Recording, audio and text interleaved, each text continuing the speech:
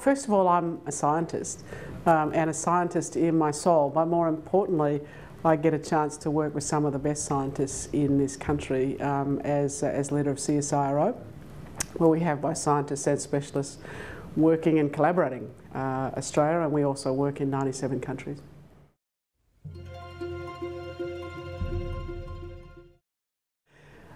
I don't see a single problem, because I think the issue with wicked problems is they're very connected.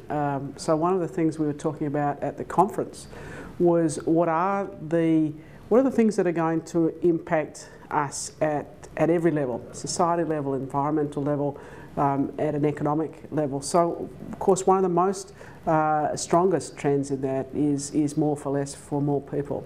So as we see the population pressures, our pressures on our water resources, our food resources, and they're big problems. We know that 1.6 billion people live in river basins that have water scarcity, and even today we know about 1.2 billion people already don't have access to adequate fresh water.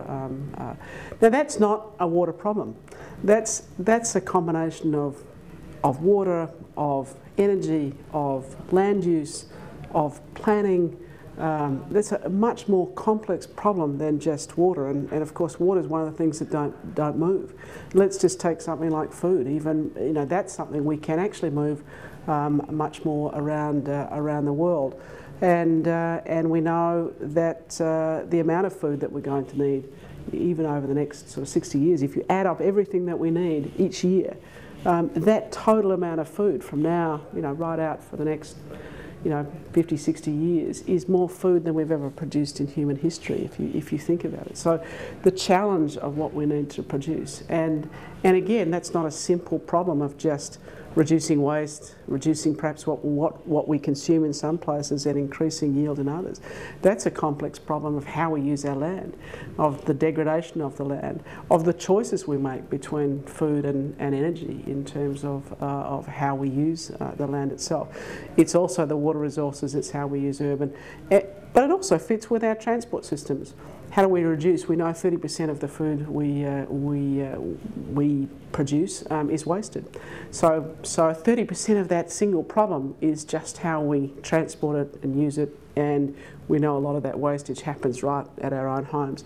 So these are complex, they're interconnected problems, and that's just one area. At the other side, there's wonderful opportunities. As we're more connected in the world, then we live in the virtual world, we live in the real world. As we have more connection, we can now purchase products on the internet across from the whole world. So this same connectivity that connects our problems also gives us wonderful opportunities.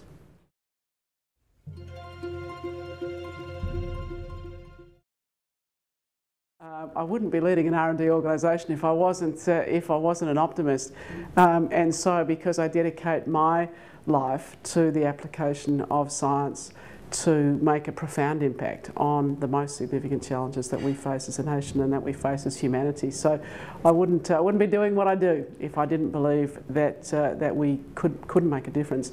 And I genuinely see every day the scientists I work with and the teams that support them know that science has a lot to contribute to these complex issues.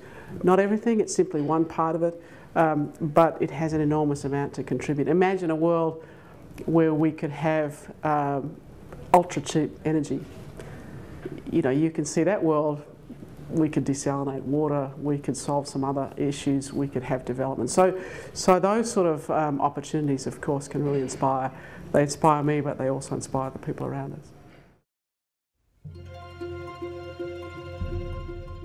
When you have problems that no longer can we solve them in our silos, no longer can, for example, can the economist simply deal with the allocation of resources.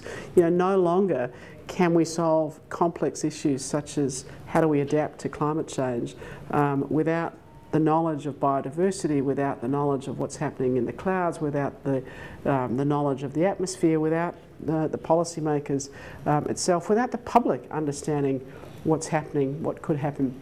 So these issues that we face now require all the creativity we can bring to bear, but they also require a communication across boundaries. And this conference brings together, you know, the poets with the scientists, with the thinkers, with the politicians, and that can shift someone's thinking. And if the conference does nothing else other than just touch someone to shift their thinking, to shift their confidence that perhaps by working with other areas we can tackle a problem, see a problem or solve a problem in a different way, then the conference is successful. And already you can see that happening, you know, from the conference starting and what's happening today.